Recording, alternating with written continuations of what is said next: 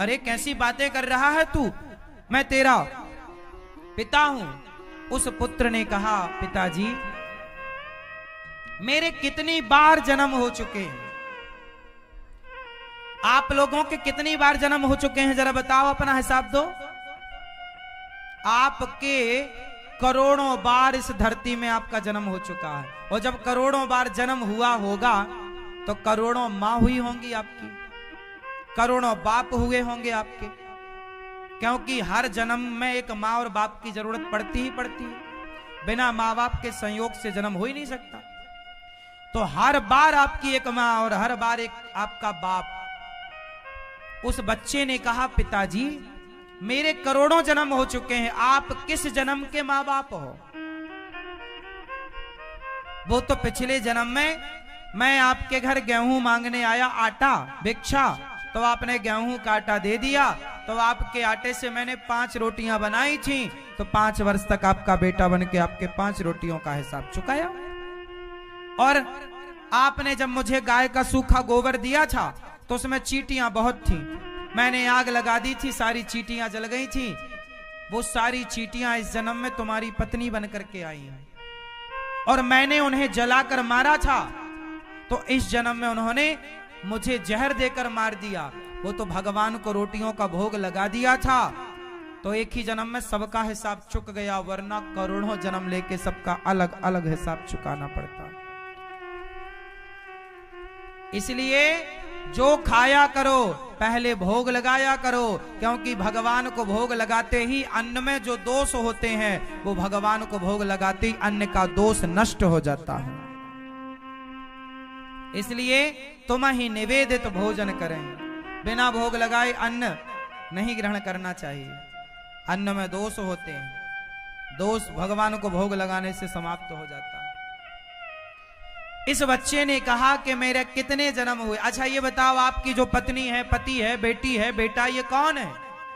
ये पिछले जन्म के कोई आपका हिसाब किताब ऋण बाकी था, तो पत्नी बनकर आई चुका रही है, पति बनकर आया चुका रहा, बेटी बनकर आई चुका रही है, बेटा बन, ये सब चुका रहे हैं। जैसे आप लोग वृंदावन आए 7 दिन के लिए, 7 दिन पूरा होते ही जाना पड़ेगा, उसी तरह हम लोग यहाँ संसार में 10, 20, 25, 50, 100 साल के लिए आए, काम पूरा किया, जाना पड़ेगा। ऐसी है ये यात्रा।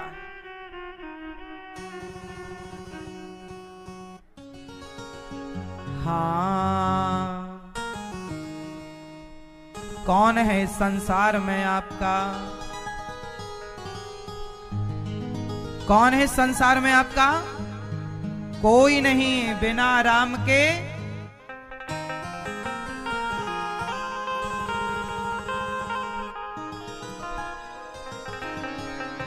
आपका कौन? एक छोटा भजन सुनाऊं, कबीरदास जी का लिखा हुआ। इस भजन को केवल सुनना है, नाचने मत लग जाना, ये सुन के समझने का भजन है। कौन है आपका इस संसार में? कोयलिया बोली रे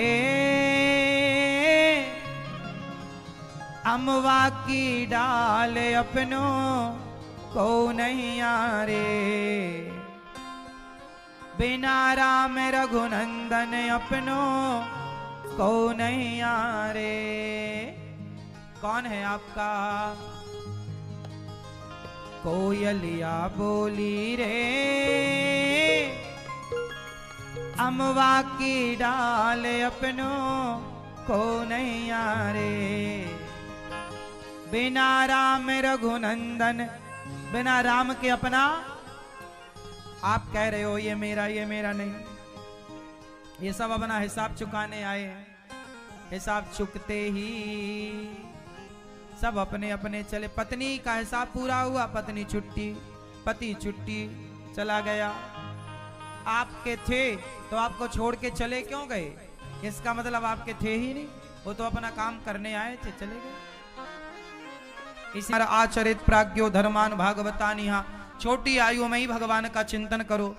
हिरण्यकश्यपु बोला, प्रहलाद जी ने मित्रों को पिताजी को नवधा भक्ति भी सुनाई। श्रवणम कीर्तनम विष्णु स्मरणम पाद सेवनम अर्चनम वंदनम दास्यम सख्यमात्म निवेदनम।